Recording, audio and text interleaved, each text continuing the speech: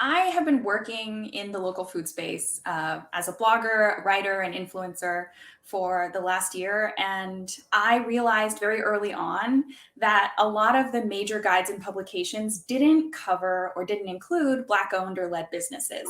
So I roped in some friends as volunteers and we did an analysis. And we found that of 380 plus recommendations in things like the Eater 38 and other guides, right? It's all papers.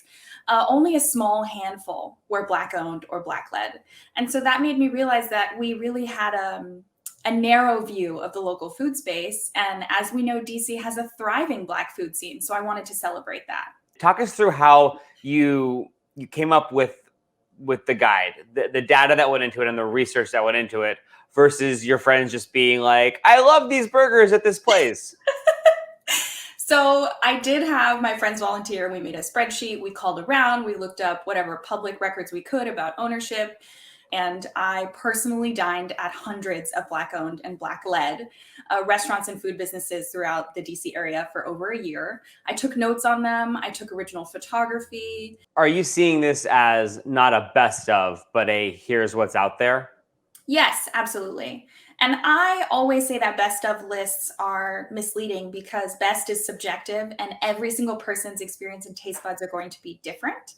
But this is what I would call a starting point. If you are looking to support Black owned restaurants in DC, or you just want to try something new that maybe isn't represented in other guides, this is a starting point. As you were going through this process, were there restaurants that you left off for whatever reason?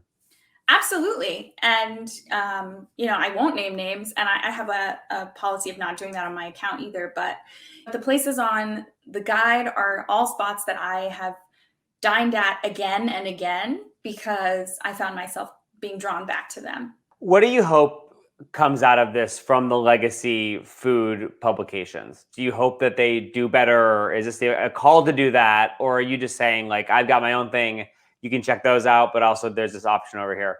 I don't know. I don't know what I would want them to do because I do think that we can all, myself included, always be striving to do better and be more inclusive in our coverage. But, I'm also here creating this kind of project in this lane for myself. And it's not just me. There are so many other independent writers, creators, videographers, et cetera, who are doing that now. And I think that just speaks to the fact that there is room for so many perspectives, not just in food media, but in all types of media. Anela Malik of Feed the Malik. Check it out, feedthemalik.com. The guide is wonderful. You have such incredible stories. I've learned so much from you over these last couple months that we've become friends. So thank you for this really thoughtful project. And I hope you bought your friends all kinds of food for their volunteer time. Just a little.